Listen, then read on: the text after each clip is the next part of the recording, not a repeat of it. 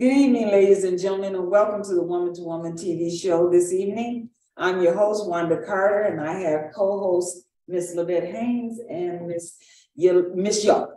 And we want to talk to you this evening about the young adults and their capacity to develop, right? Absolutely. Okay. And so let me take just a moment to have each of you introduce yourselves to the viewing audience. So Don, can you tell us who you are and a little bit about your organization?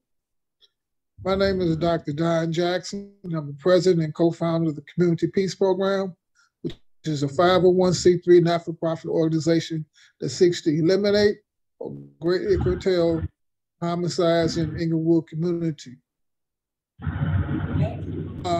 I'm also the sponsors of the Inglewood Battle of the Stars talent show fundraiser, which features children 5 to 13. The purpose of the fundraiser is to take the funds that are raised, place it in the fund, and anyone that's murdered in the Inglewood community, there's an automatic reward for the apprehension and conviction of said perpetrators, whether those persons be gang members, police perpetrators, people who commit domestic violence, or just children in general being murdered. Wow, that's very, very interesting. That's commendable. Yes, it is. And how long have you been doing that, Doctor? I've been working on that for 3 years, trying to get it running straight. Still running the problem, still trying to work things out. No matter what comes up, like going to the hospital this past month, make no difference. You're still working on it. Going back to it. All right. Thank you so much. Jerome, tell us who you are and what your organization does. I'm Jerome Albert, Executive Director of the Excellent Government Vehicle, located on the west side of Chicago. And our agenda and our goal is to prevent youth and young adults from getting into justice. Okay, thank you. Thank you. And then we have George Owens on. George, tell us who you are and what your organization does. How you doing today, Wanda? My name is George Owens. I'm president of Global City Unity, which is a networking television show that highlights positive things in our community.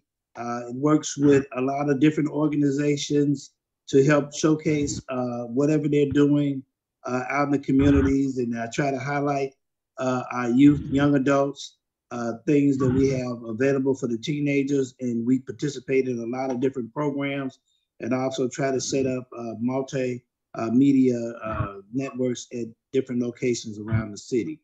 I also work with a couple of other organizations. I work with Jerome at the Exodus Institute to try to teach and foster our young kids and mentor them on television production and radio production as well. I work with the Garfield Park Advisory Council as the vice president, and I also work with other media outlets. So that's pretty much it, just getting the word out there. Thank you. Wow, that's quite extensive, right? And then Ms. Yo, take just a moment to tell us who you are. What? Hi. All right. This is, I would say, Miss Yo. We are one community vendors and associates with self-employment opportunities and referring services. Also, tutor adults in Cook So Clean. And that's what I had hoped to do over, what is that, for Exodus. Okay. Through the program, Cook So Clean. You take it from seed to sow as well. Okay. All right. And then we are one. We are one. All right. Ms. Lavette, tell us who you are. Good evening. Good evening, all. My name is Lavette Haynes. I'm Executive Director of Westside Cultural Arts Council. I am also a member of GPAC, Chair of the Park. I'm a cultural journalist for Chicago Communicated News Media, with a focus also on art, culture, and environment, as well as wellness. Glad to be here. I'm also a 50-year jewelry crafter. So thank you for allowing me to introduce myself. All right, and then we have Mr. Brian Vickers on the line. Brian, tell people who you are and what you do. Hi, good evening, everybody. My name is Brian Vickers. I'm a photojournalist, writer, and advocate against wrongful incarceration. I appreciate that. Now, this evening, we're going to be talking about the young people, I should say youth, young adults, and getting them out to register and then to vote, and some of our strategies to do that. So I'm going to have Ms. Levette take the lead on that discussion. Well, you know, we are in communication with the Brandon Johnson campaign, and they would like to make sure that the young people understand the importance of voting. And we think it's very important for that to take place because the young adults are going to be our next leaders. They need to know how Chicago politics works. And we need to help them understand the responsibilities that they will be embarking on as they enter the political system here in Chicago. This is a very political town, and we need them to know the rules and the regulations so that they know how and why it's important for them to vote. We need them to know how to talk with the police when they're stopped. We need them to know that they don't want to become a part of the of the industrial complex. We want them to know that they need to take charge of their lives and learn how to work within the system to get what they want.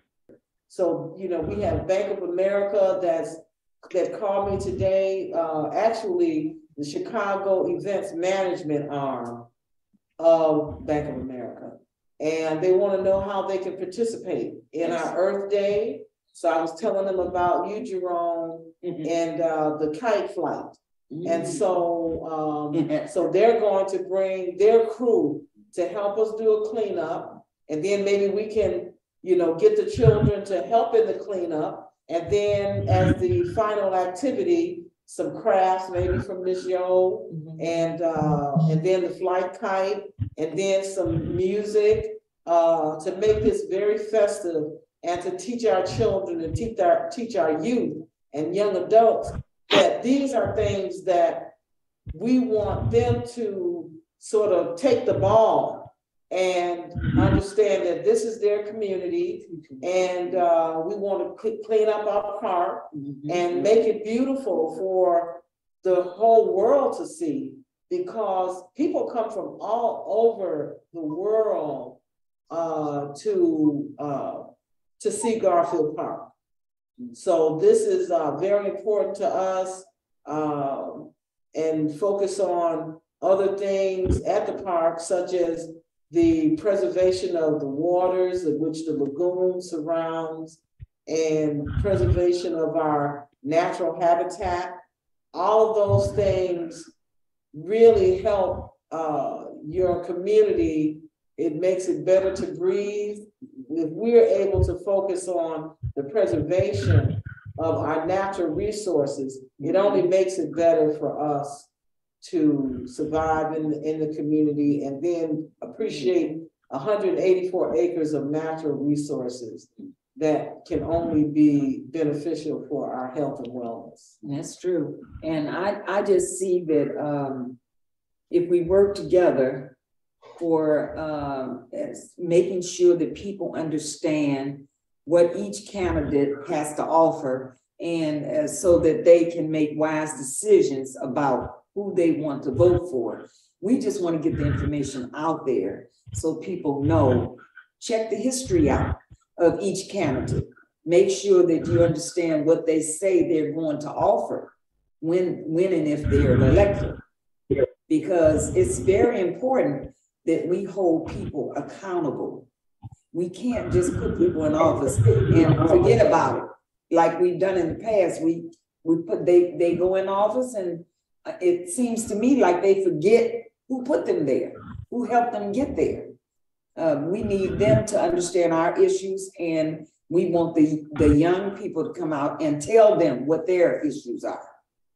So what say you, anybody, regarding why you think we should be supporting the outreach for our young adults to come and vote, to register to vote? We had a very low turnout, in my opinion, this last election. We need to enhance the number of people that come out and vote, because if you don't vote, you are voting. Really, you are voting. What say you, Jerome or George, Brian, Dr. Jackson? We need to talk about this. It's very important that we get folks out to vote, or we're gonna keep having the same issues over and over again. Now, I'd like to just say, I have Facebook open, right? And I'm gonna look up Odessa Tynes Haynes. Now, Odessa Tynes Haynes is my mother, and she is in the hospital. She's recovering from brain surgery. She was rushed from her rehab facility today to Northwestern Hospital, where she's got an elevated heart racing. But guess what my mother did while she was in emergency, being treated? She reposted, and it says, Odessa Tynes Haynes is at Warren Bar Gold Coast facility. And she, hold on, she was able, okay, she did this actually yesterday, but she posted just a picture to support her candidate, which is Brandon Johnson. So wow, this is serious to her, right? She was one of those that experienced being told you can't vote, being told to get in the back of the line, being told to say yes, ma'am, to a little white girl that's the same age as she is. So this is important to her. And if she, I want to tell her this story to young people, to show them how important it is and that their ancestors matter, because I've been talking to a lot of young people and I was like, well, did you vote? No. Are you going to vote? Well, and so, not have the ancestors. well, but the thing is that they have a history, and my ancestor is their ancestor. So we need to just look at history and see, that it's not a cliche to say that people died for us to have the right to vote. That's true. That's a real story. Yes, it is. Yes, it is. And many people died for us to vote. So I think that it's critical that we express to our young people that they need to take voting serious. It's very serious. It determines how the economic pie is cut up for the communities inside of the Chicago area. And if we don't, hey, hold on. I want to write that down. Hold on. That was very important. And I think that, what's going to matter is that we say the right thing to these young people, because that is probably going to be something that we put on the flyer, and that would be like, what did you just say, Wanda? They have to learn how the economic pie is, how the how the pie is cut up. It's cut up based on the number of people that are participating in the voting process. And so it's just like the schools. If the kids don't go to school, they don't get the same amount of money they would get from the federal government because there's nobody at school. So the pie is cut up based on, our willingness to represent ourselves. Mhm. And There's a voting process with the high school and the grammar school, because I have served this one day. And the children, they run in the election, they've started that in the schools now to run. And sometimes you might have a judge that's 17 years old, but they're actively working in that capacity. oh yeah, They just don't, they cannot sign anything, but they're working as a judge. So maybe we need to talk to some of those young people that serve. yeah. I had two students. Vote, but they work. Oh, so how old do you have to be to work? Well, you have to be of age, 18. Okay, but don't you vote at 18? She's not 18, so she's working in that capacity, but she wasn't old enough to vote. And that's what I was thinking, because I remember hearing that. But now, it might hurt, those days might be closer. There's a certain amount of days in between that you can vote, for that date, and they're able to serve as a judge. Okay. The election, so it's an experience for them. And each precinct is to have a volunteer of that sort, but they do get a stipend. Okay, so we can share that with them, that there's a possible stipend. This volunteer is the commitment you want. Okay. And the stipend, because when I started, it was you a volunteer. Okay. You got $25 after a couple of years. Okay. So the commitment is, just wanting to know what the process is. And they need to know what the process is, because they are tomorrow's elected officials. They're leaders, they're community rep. They need to know how the process operates, because we want them to understand that Black people of melanation, we're melanated people. We need to start to form these alliances with one another, form these groups, and decide who we're going to place in these offices.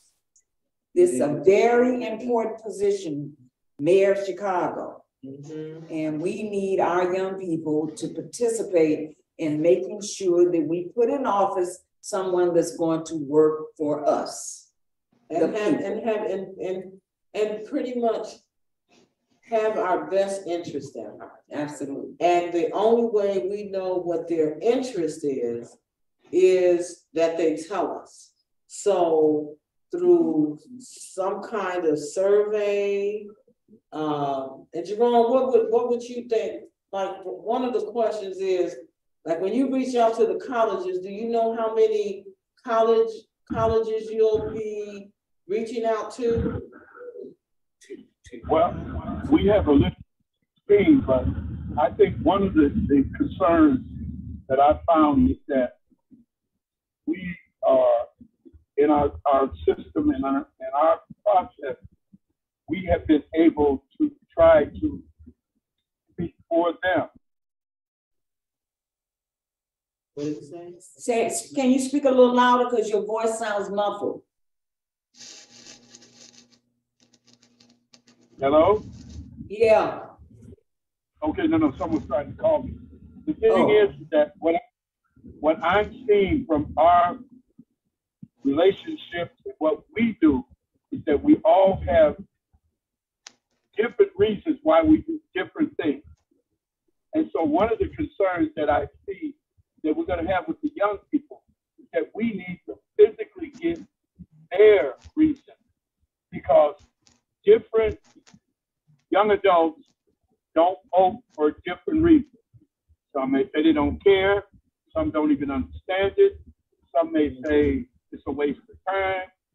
So what I think that if we can just hold their reasons of why they don't vote, why they don't care, why it doesn't matter to them, we could be able to address that in a way that says that now, how do we get you to understand this whole process. Because at first they gotta want to understand, and a lot of them don't, because they think it's a waste of time.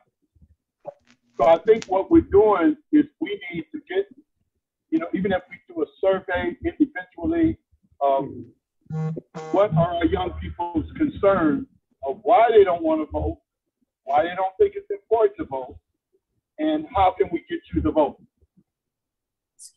But there's other questions that we can add on to that. But those are just three that I see right offhand that we're going to have to address to these young people.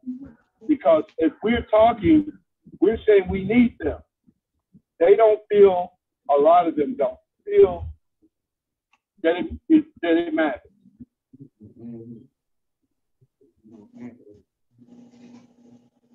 That make sense? Mm-hmm. Definitely, Brian. That's wrong. So I think that's why I think I asked about the survey, because maybe on the survey, it could identify what it is that they don't like, what it is that they're looking forward to, and how can they engage in this process. So we've got to drive that home so that after you're done with them, they are saying, yeah, we get it and we want to vote. So we have them in our sphere, so we can then address those concerns. And I think by you outreaching to them, it lets them know that you do care. And so asking them to come to the table lets them know that you do care. So we don't want them to think we don't care, but let us make sure that we're putting it on paper the right way. And so as we discussed about the flyer and what's going to be on that, and that's like that 2-pager, that 4-pager. And I think that 4-pager could look like them, be worded the way that they see how important their message is. And so that 4-pager should be so important that when they look at it, they see themselves in it. And then you pull them in with the right questions. And maybe it could be like, do you feel you've been left out of the voting process? Do you feel that you've been ignored? Say that, like you're saying, Jerome, address the fact that these are the things that they might not like. And then on the other side, how can we help you be engaged? Or do you remember Fannie Lou Hamer? And then maybe let's get some information out on how this woman was beat up everywhere she went because she fought to have the right to vote. So we need to share some of those stories and let them see that there were people that really went through hell and high water for this privilege. How many days? We have 20. No, I think we have 26 days now. Before April 4th. That's the next election. Oh, well, all right. So what you're talking about doing has to happen within right now. That's what we're saying. Everything we're talking about is warp speed. We're waiting on the campaign office tomorrow to let us know if this is the right direction that we're gonna help them get these young people out, because that's what they asked us to do. Well, one idea is where are there things that are happening? So who's in our group? I don't have in mine 31. They're over. That knows what is happening and where it's happening. And is there a deputy? Is there a registrar? We got going to be in the vicinity? Well, that will be over there. do we have more registrar volunteers so they can be at the other places? Because if the event is already going on, whoever's giving it, you contact them. And you can just be at the door and they can make an announcement. Is everyone registered? If not, Well, we've already ordered, if we carry this out on the 18th, right, that's a great idea. And so we've scheduled the 18th for this rally. And on that, there'll be a room for them to go into with laptops ready to register right on the spot. So you're absolutely right. We contacted a deputy registrar yesterday who's agreed to do that on this day. So you're on it, Ms. Young. You're on it. So I'm interested to hear what, Brian, what do you think about the strategy to get the youth out, the young adults out? What do you think, Dr. Jackson and George? We need everybody's opinion. We need your input. The reason we're doing this is because we want to affect the vote. We want to affect the mayor who's elected into this position. And Mr. Perkins, come join us. We want to make sure that we talk to people about why it's important for our young people to, to vote. You gotta vote. You got to put the person in office that you want, because otherwise we're gonna be in trouble. Go ahead, Mr. Perkins. Who's sponsoring Can you give us the mic? It sounds like you're making campaign commercials. So I'm just wondering who's sponsoring these events. We are working with, Thank you, ma'am. we're gonna be working with the Brandon Johnson campaign to who is going to be running for the mayor. He's in the runoff for the mayor of Chicago. Okay, I'm kind of where I am paying attention. I know a lot of people are, but I am. And I think you got a great candidate.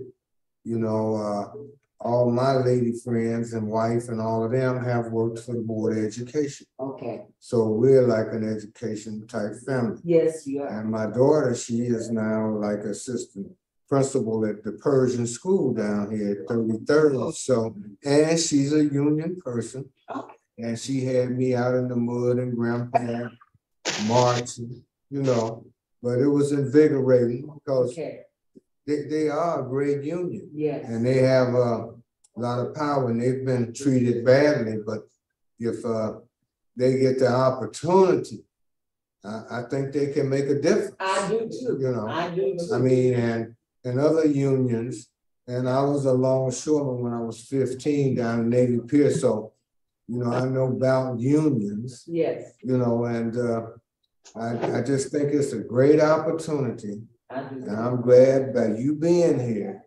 I know you're not gonna miss a beat on it. No. Because it's Harold Washington, just like that picture on that wall. You see our hero, Harold Washington. It's that moment. exactly. Now we can sleep it, but it is that moment. He's right. I don't care how many other Toms cross the line, embracing this devil, but it's a Harold Washington moment. That's It right. really is. We just have to, and I'm just to see you and knowing Morgan Carter. Yes. I'm lifelong Chicago, and we lost $140 million through Dorothy Tillman that we were supposed to be building something on 47th and State, like what you're looking at on some of that stuff right there. Yeah. That's the hotel. We had that money. That was Ray Kroc. This is Ray Kroc's neighborhood when he first started McDonald's. Wow. At 39th and Langdon. And he left that money, but man, there was a great conspiracy around how it winded up on 103rd and how the consultant this and the consultant that, But she's showing all of the photos that you're see, you're on the right track. I'm gonna tell you. Because when Alderman Dow called me and told me that she was endorsing Brandon, see, people a lot of times they get arrogant and they tell the wrong people to kiss their ASSS. And see, I'm saying that was Lori Lightfoot. Yeah. And the other girl, Preckwinkle, she made the same mistake. Because she had mayoral possibilities, but she had offered too many people to her rip-off. She had. And, Wow. And people, that's reaping what you sow. See them? Yes, yes. We have, let's see, we had Charles Holland. Yes, we do have him on the line. Welcome to the show, Mr. Holland. How are you?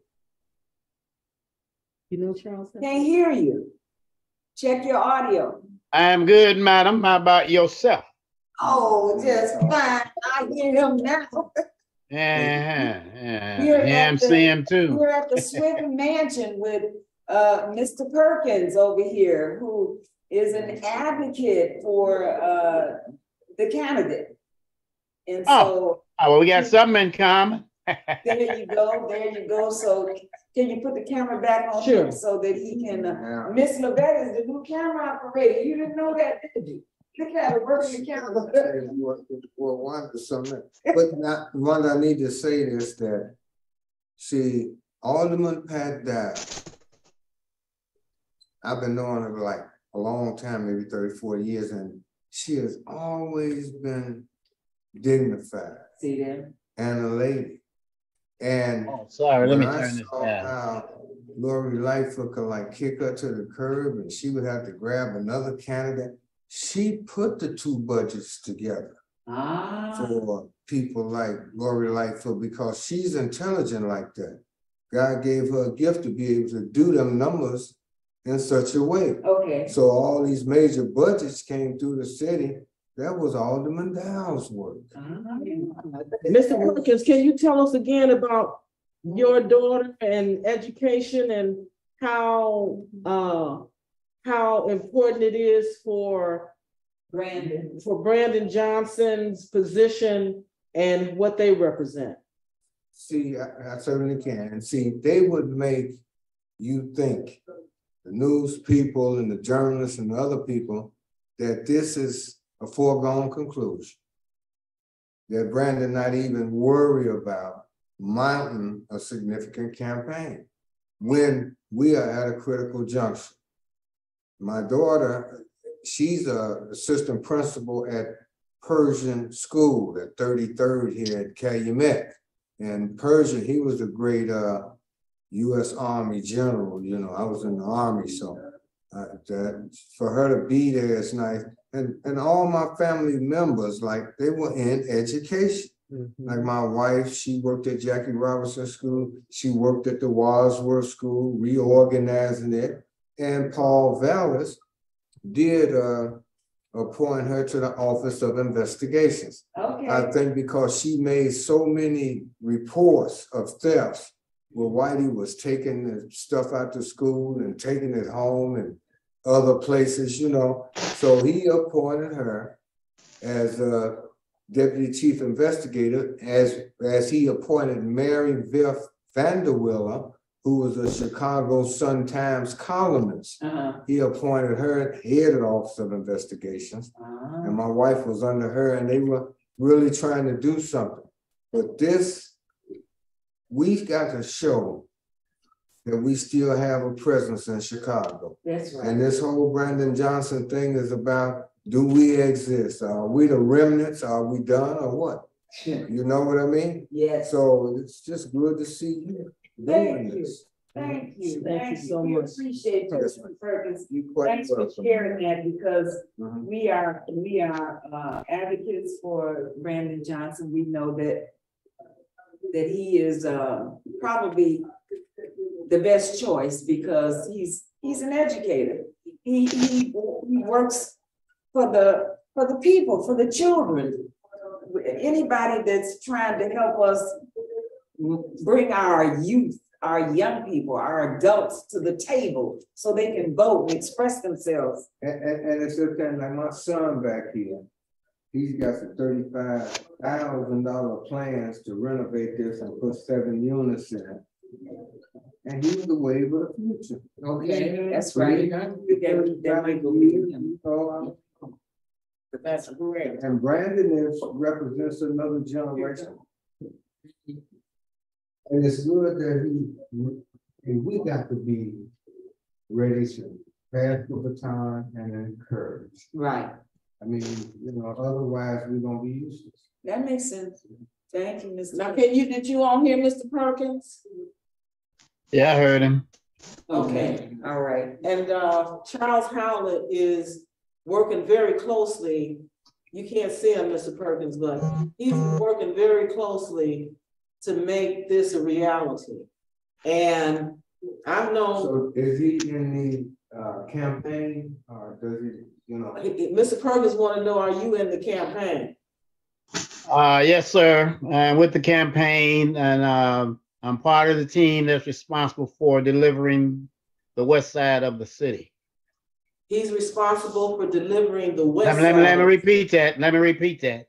I am part of the team that's responsible for delivering the west side of the city. Okay. All right. All right. That's his responsibility. well, you need to work, I think it's a guy, if he's still around, named Mark Carter. That's on the west side, and we did a lot of demonstrations for jobs and employment with the union. So they're out there, and I think the possibilities are great. Like I've been working for guys getting out of prison for the last 35, 40 years. So I'm gonna tell all of that ex-offender population, Yes. to get on board with the brother and give him an opportunity. There you See what go. he might be able to do. There you go. Hey, we need to give the brother a chance because well, I mean, if the community would just look at the history of what these candidates have done in the past, they will be able to make a logical decision about who they want to be the mayor of Chicago. And if they would listen to what they're saying now and their vision for the city in the future, they would know which one is the better candidate of the two. Of the two, yes, that's true. Okay, that's true. Mr. Perkins didn't hear that. Oh, Mr. Now, Perkins. what did you say, Charles, again? So Mr. Perkins can hear what you said because. Let me see if I can turn my stuff up over here a little bit because I turned it down. You want to come Tell him to come sit at the table. Sit at the table. Yeah, come over here. Hold on a second. You see my coat and everything? You look fine. I was getting ready to walk out the door. I'm sorry, Mr. Perkins. I'm so glad we were able to catch you. I'm so glad. Sit right here. Thank you. So we got Mr. Perkins at the table now. And let him now so he can hear and see you. Charles, can you repeat what you just said? Well, I was adding to the suggestion that if people knew what they have done in the past, yes, then they would know, which one to deal with. And I was just adding that on top of that, if they just listen, yes, at this point to what is being said by each of the candidates, it would be a clear choice as to which candidate, you go with. Okay. That makes sense. One has a progressive. There's a lot more to it than that. I think at this point, this campaign lacks the energy. I don't feel the energy or vibrancy. I don't see the power of a person raising some revenues for street forces and other activities that do take places in campaigns. You got a lot of knowledge to cover in a short amount of time. April 4th, yeah. So I'm just saying, your people now, they got to hit the ground running. Yeah. Let me just say in response to that, there are lots of ground troops. There is money on the street for ground troops. And so anybody that wants to participate just merely needs to plug in.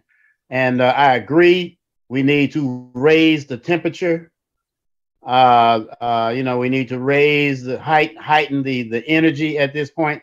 And my understanding is that was one of the primary reasons for this event tonight, to talk about how do we raise the energy and temperature and get people, really excited about this race. Yes. Yeah, and you just got such a short window but it's a good window. It's enough time. Yeah, for those of us who've been out here before, we know it's enough time, right? We just got to come on with it. On with it. Yeah. And the teachers union, they very adamant about their candidates, and SEIU and endorsements of that nature. They're not small talk because they got black and white ground forces all over the place. So, Correct. And that's part of the ground for their ground. I mean, all right, let me cut you off, but their ground forces all over town. They are part of that, a big part of the ground forces. The unions are part of a big part of the ground forces out here. Again, we just need to raise the noise level and the energy level. And that's that's part of what this is about, is my understanding. Yes, it is. It is. That's why we're over here at the Swift Mansion. We're gonna get some of these ex-offenders been coming through here for the last 35 years to kind of plug in, because they need to be involved in something significant. Yes, absolutely. Volunteer and work. That's right. Come on, the back get the chair right here. Volunteer and work. That's right. They're ready. Do you have any veterans? So we're gonna be plugging back in with you. It's been great talking to you, and we're gonna be working right. As we have for so many years. Thank you, sir. Right, because that's what time it is. It's time for all us who've been out here on the ground doing what we do, and for all those who've been out here talking about doing some stuff. It's time to go. It's time to go. Time to go. And so now, not next week or not next month.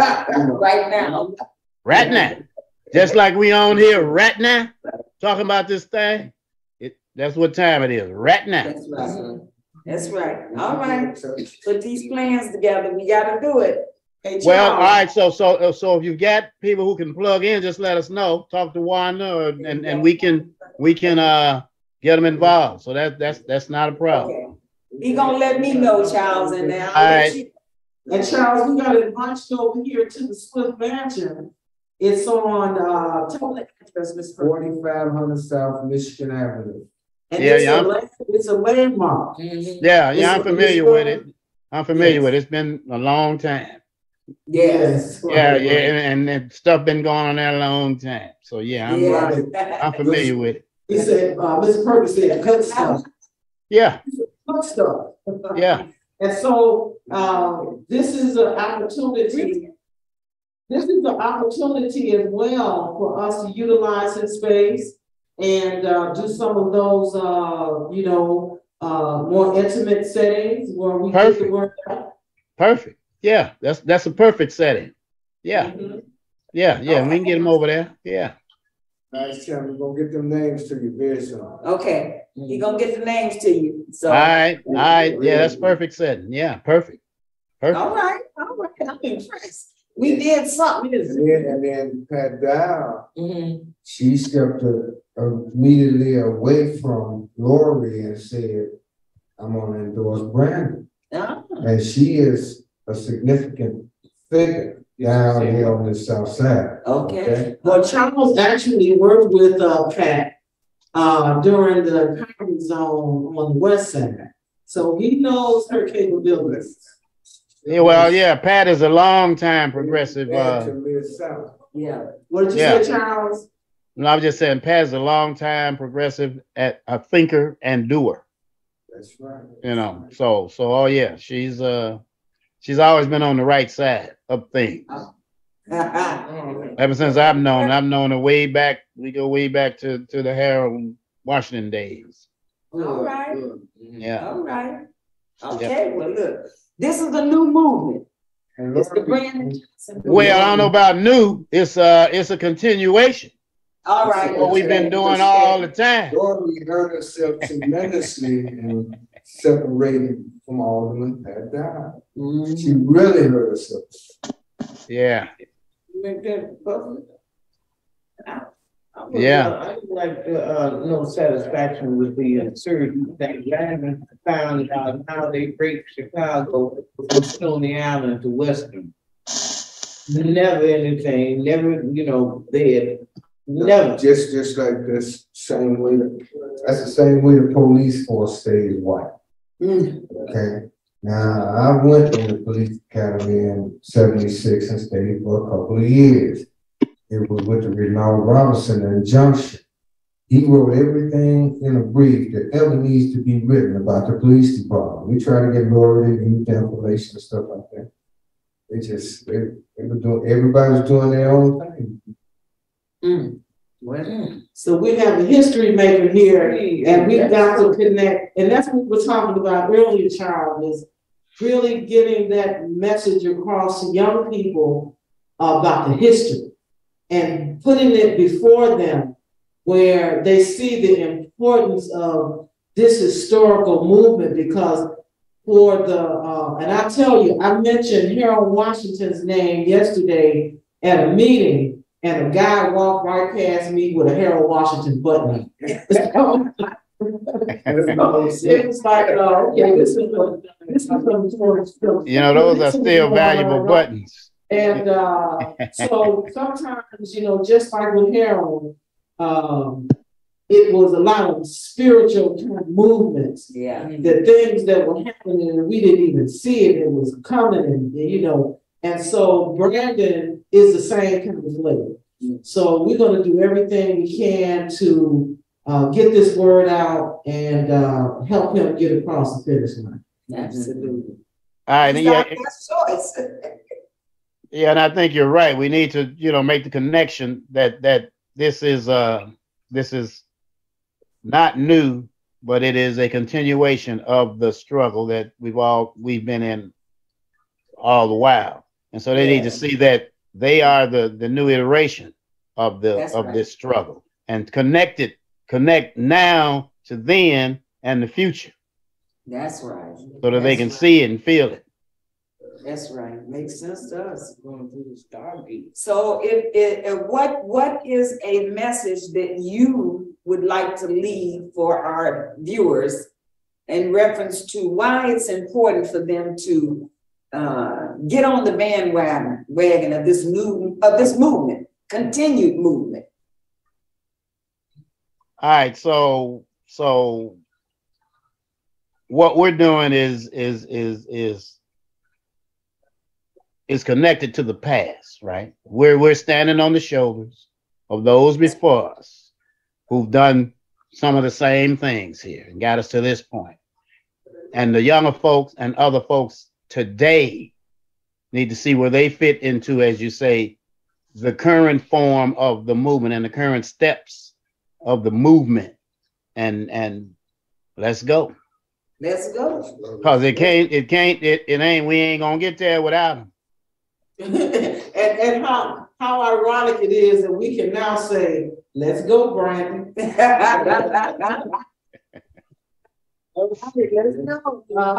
Let's go. We gotta get moving. Yes. So we're just energized, and we know that it's about bringing the young people to the table, but not only young adults, but all the adults that didn't vote. That's right. It was a lot of them, and so they have to have a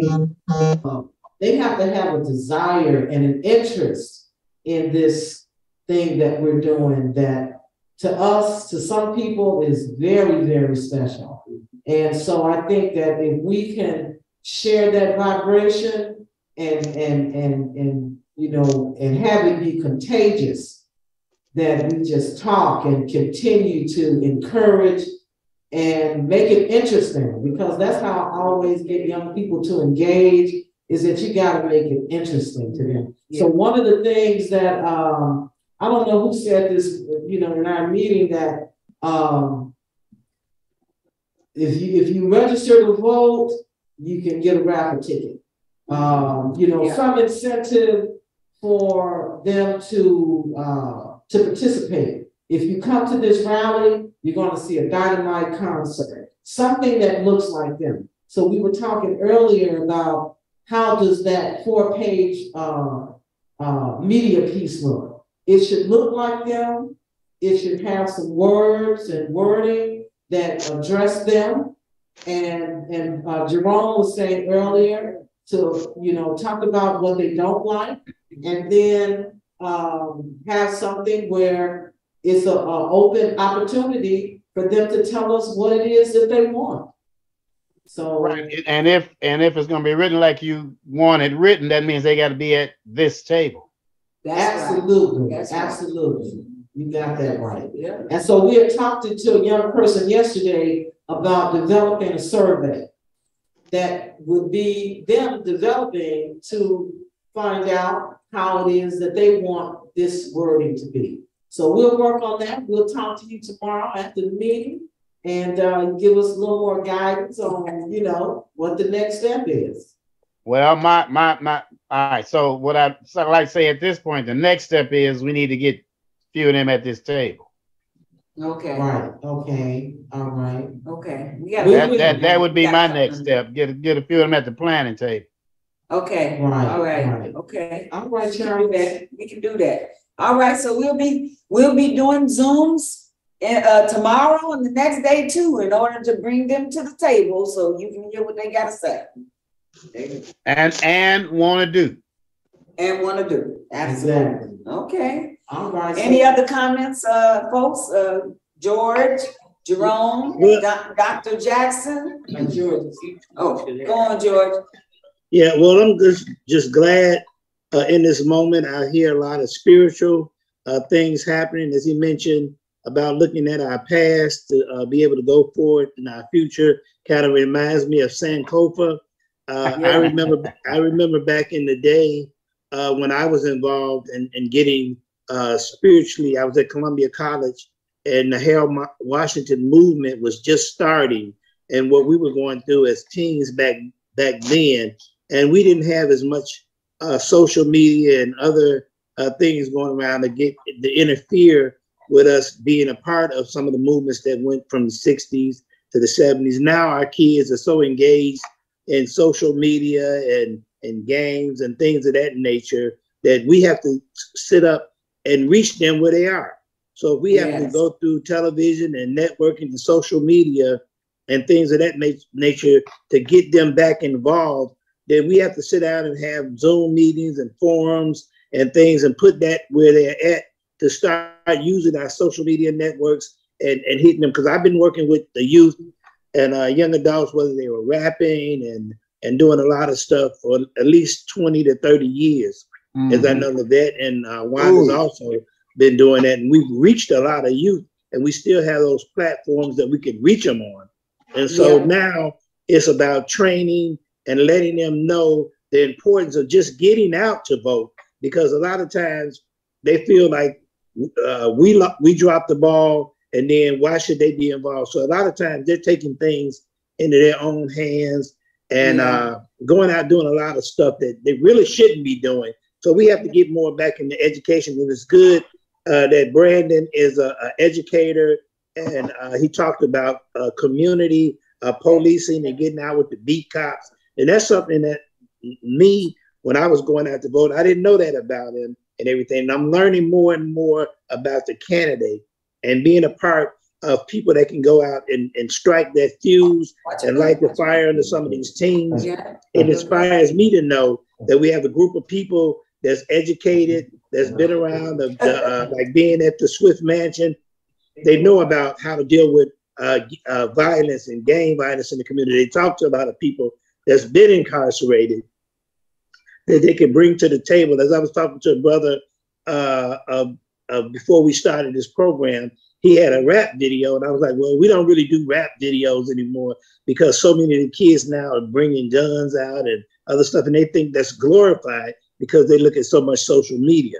We have to start showing our youth and young adults how to show themselves in positive lights and see themselves visually doing things that are positive and that will affect the change in our community. So when they start listening to politicians and people that actually go out and speak what they mean and act on it and bring those type of programs to the west side of Chicago, south side of Chicago, and get us all to unite, then we can really see things that are positively changing the way we see ourselves and the atmosphere we see. So when we look back at what happened in our past, we can see the struggles of some of our activists that came about, trying to create this change, and we can help usher in that change for a new generation of kids that's so caught up in I'm a baby boomer, so we have the Generation X, the millennials, and the Generation Y and the Alpha generation. They grow up looking at the computers at 3 years old, and it's hard to take their minds off of something that they love to do, whether it's gaming or being on YouTube. I have a hard time just trying to get my children to get off of YouTube and the social medias and some of the buffoonery that's out there that they're looking at, and then that just captivates their mind. So we have to go back into training them on how important it is for them to guide their futures through politics and the things of that nature, because I think somewhere along the line, we've lost staying in contact with them. So we have to reach out to them at the things and use the avenues that they're used to seeing, the social media outlets, the Zooms, the YouTubes, the MySpaces, and well, not that anymore, but Facebook, and a lot of things. That's the boomer in you. That's the boomer in you. Yeah, that's the baby boomer in me right there. I go back. I really started getting into the Black Planets, the MySpace, and as we go from one to the next, they're so engulfed in that, and that consumes 24 hours of their time. No, so but now, no, sorry. We have a lot of youth that are working with us that are actually targeting those people through music and other stuff that's positive entertainment and stuff to get them involved so that they can actually hear a message that will change what they're doing.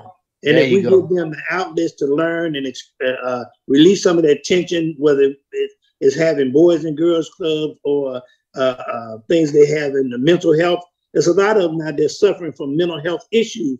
Whenever you see 5 or 6 guys or 10 guys run out carjacking and going, and they don't care what the results are, what happens, those are some issues that whoever's the mayor, we have to talk about those issues and bring other remedies to relieve some of that stress that they're going through, so that they know that we got their backs.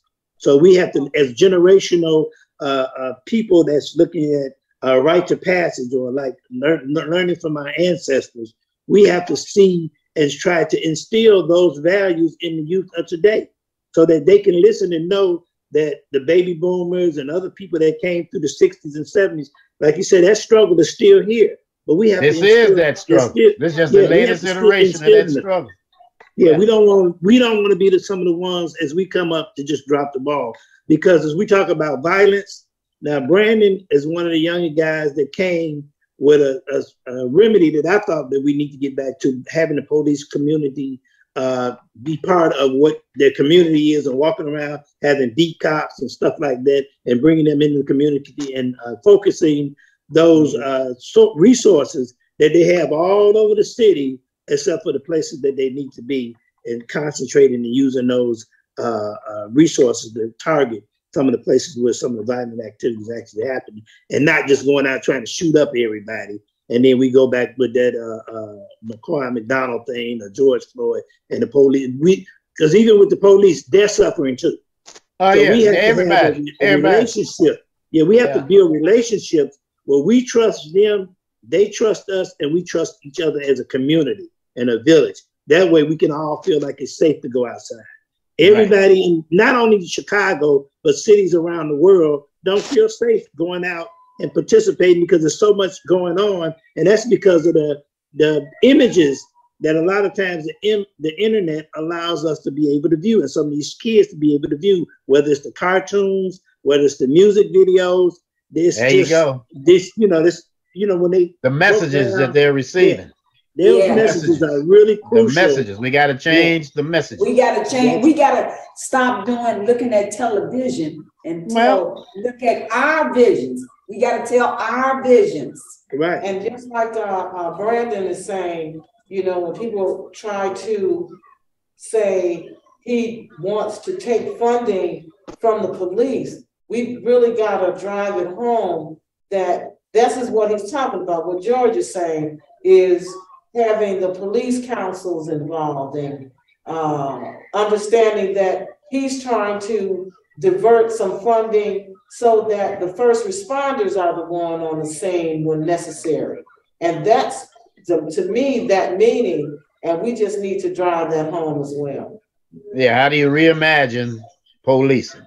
That's all that's about. Yeah. Right, I like that, reimagining the police. Yeah. Reimagining policing. Yeah. And so I remember when I was in kindergarten, I remember my mother telling me I had to walk home from school by myself. She said if I got lost, ask Dr. What was it? Officer Friendly to take me home. And I remember that's how we used to view the police, as officer friendly. Right. But today, these kids, these young people, young adults do not see police as officer friendly. That's well, right. You know, I don't either. I ain't no young kid. But you know, that's why we have to have more engagement with some of the police officers and talk, just like they would do in CAPS. We have to have a community engagement with talking and having the forums where they could actually talk about some of the things that they would see. Even the police officers, they're all gathering around a young individual that just got shot going on a routine, probably domestic violence case, and he's just in his 30s. You know what I'm saying?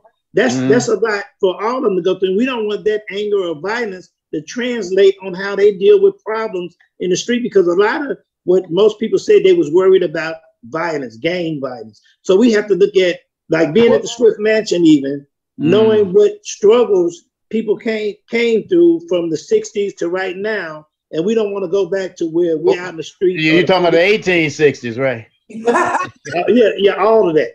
All of that. That's a lot of anger building, but it's not. That's right. It's not just in the Black communities. It's all over the city.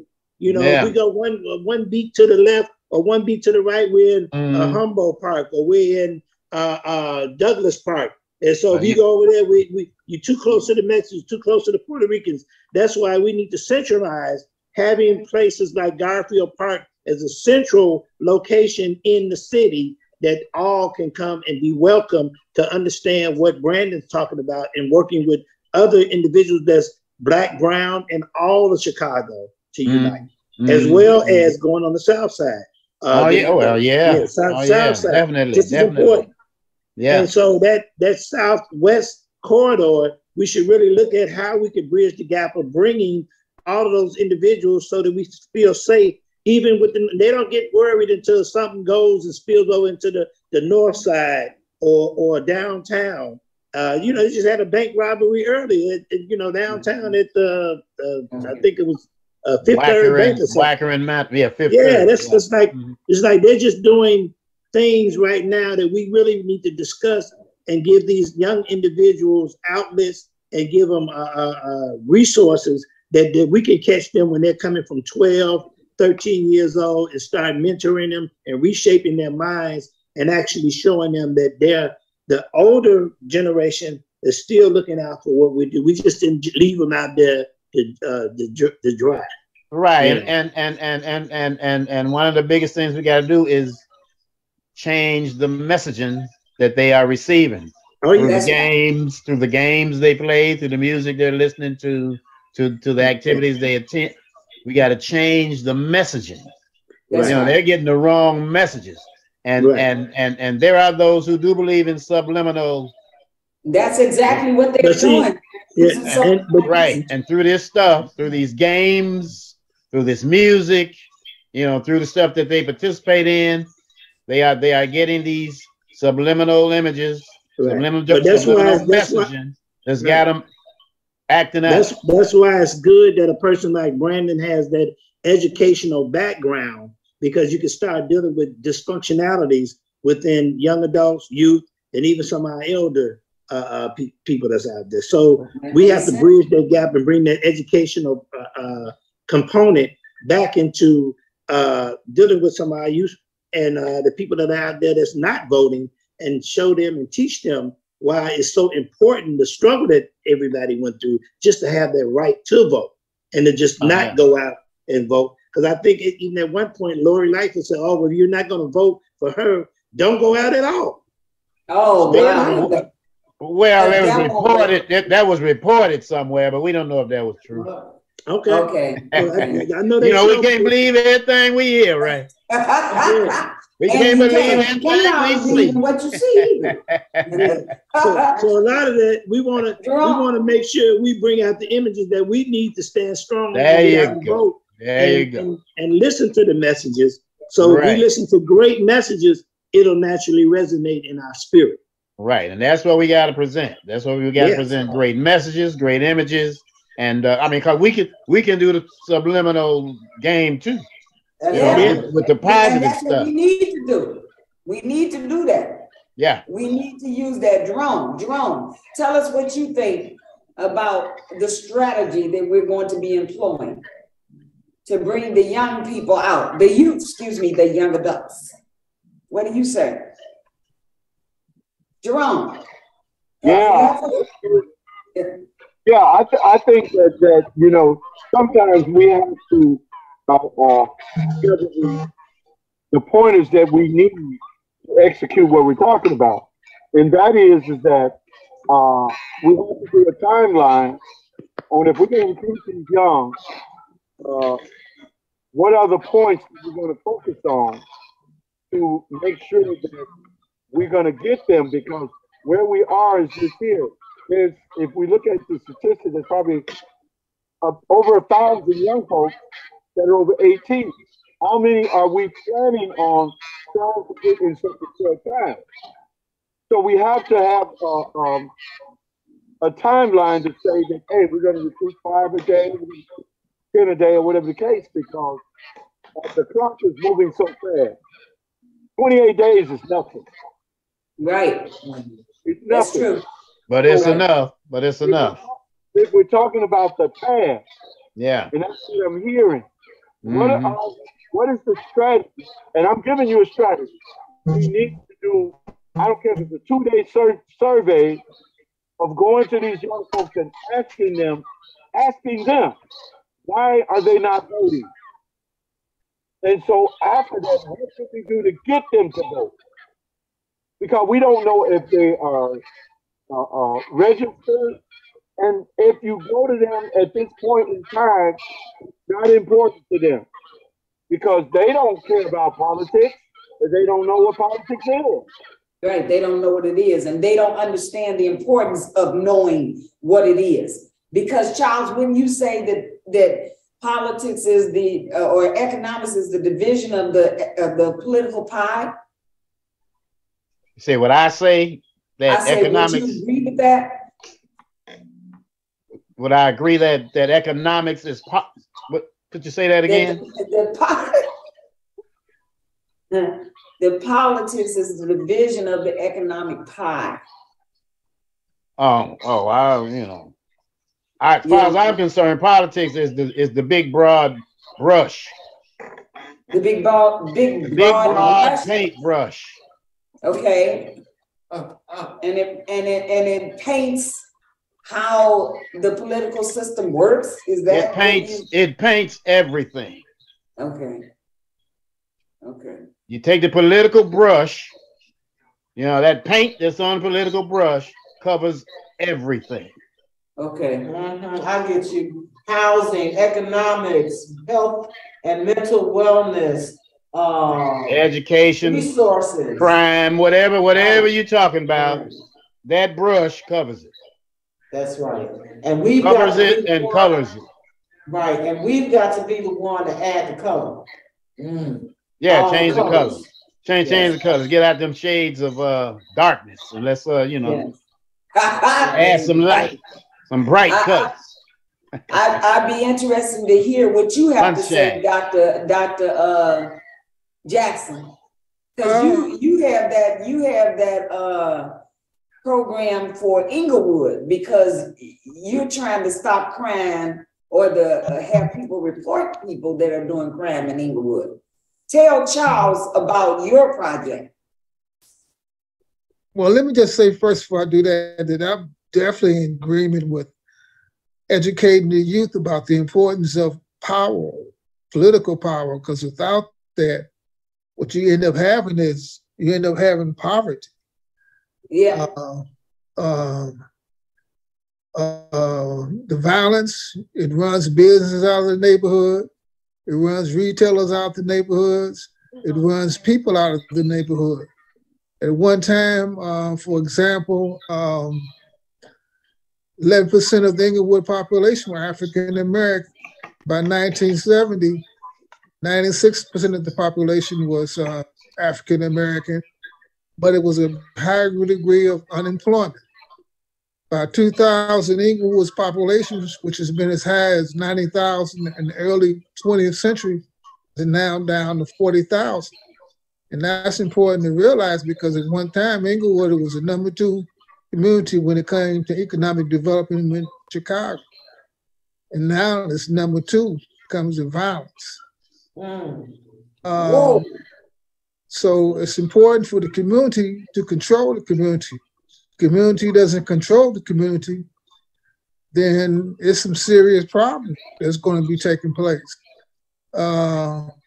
And going back to Holland, the organization I represent is the Community Peace Program, which is a not-for-profit organization that seeks to eliminate or greatly curtail the homicides in the Inglewood community.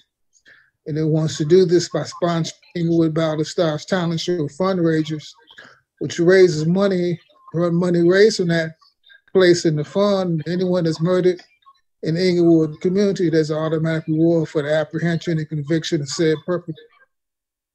Community got to come together to curtail police violence, gang violence, domestic violence, just children in general being murdered. Communities got to come together and they got to educate the community. Community got to educate itself or remind itself about how violence is hurting everybody. Everybody. And I think that those police councils that was just developed, we have to really connect with them to help them do their job. Because if they're the catalyst between the community and the police, then I would like to see them take that position seriously so that we do bridge that gap. And I think that's what they're there for. So let's, the purpose of them being there, let's, put it to them and see what it is that we can take back to the community through our eyes, through their eyes, and through the police's eyes. And let's make it work. And we can help Brandon do that. Okay, well, I think that we see the work that we have cut out for us and that we're going to embark on this struggle because we want to rebuild our city. We want to teach our young adults about the politics of Chicago, and Brandon, we think, is the person that can help us do that. So we're going to close, ladies and gentlemen, this show, and we'll be back again probably tomorrow. Probably. Once we put in place our strategy to make Brandon Johnson our next mayor of Chicago. Okay. Well. All right. Thank you so much. And this is Limo at the table. That's in my opinion. And I think my opinion counts. So on that note, Brandon Johnson has my support. And thank you all for coming. And Charles Howlett, this is your first time coming to the show. Welcome. But maybe not the last time. No, can't be the last one. Cannot be the last one. And let me know what you put in that hair to make that hair go like that. We need some of it.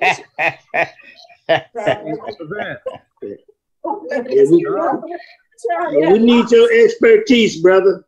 All right, well, I'm here because I'm here to, do whatever I can do to help us do what we got to do. All right, all right. So we'll talk tomorrow. Thank you all. Have a great night. Thank you. Hey, can I say one thing? Oh, Yes, yeah. sir. Charles, Yes, sir. you haven't seen me in over 20 years. Jerome. Yeah. I ain't seen a lot of people in over 20 years. No, I used to have the drum and bugle. Oh yeah, okay. Oh yeah. So all right. So how you been in these last 20 years? And how you doing? I'm still here, bro. Uh-huh. Hey, Charles, he's got the firehouse over on Laramie and Chicago Avenue. That's where George, Jerome, and Wanda film every Wednesday. And I've been coming over there a couple of times. But, okay. All right. That's the hub. That's the hub. The hub. Oh, okay. That's you. Right. That's him. Yeah. Okay. Yeah. I'm familiar with the hub. I didn't know that was you though, because I ain't. I've been like a hermit for the last 20 years. Good to hear from you. Same here. It's good to be out.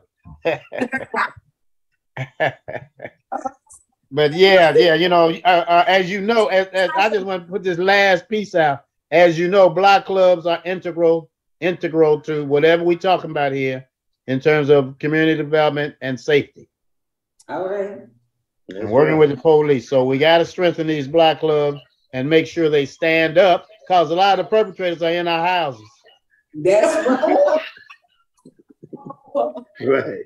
And unless we stand up and do something about that, we ain't gonna affect nothing. That's right. And they're standing out there right on the corner in front of your house. Yeah. They coming from us, you guys. It's our sons out there. Everybody know who Pookie. Everybody know who Pookie and Ray is. It's just like, hey, that's right. Go over there. Yeah. So we got, as part of this piece, we got to look at how do we strengthen these block clubs and help them get the authority and power they need to do what they got to do with their houses on their block. Right. I used to have defunding. Part of that defunding, what Mayor Lightfoot did do was divert some of that funding to block clubs. So block clubs got to understand there's funding sources through the city that they can access, and maybe it'll be leaflets that they can do, community event, to come out and show the minority that they are the majority. Yeah. Well, again, just as we have to reimagine policing, we got to reimagine block clubs. That's right. Makes sense. All right. We'll talk to you guys tomorrow, because we're on the campaign trail. So that means we'll be doing a lot of things. All right. Good night, everybody. Good night. Good night, y'all. Good seeing you again, Mr. Altman. Same here. Yeah.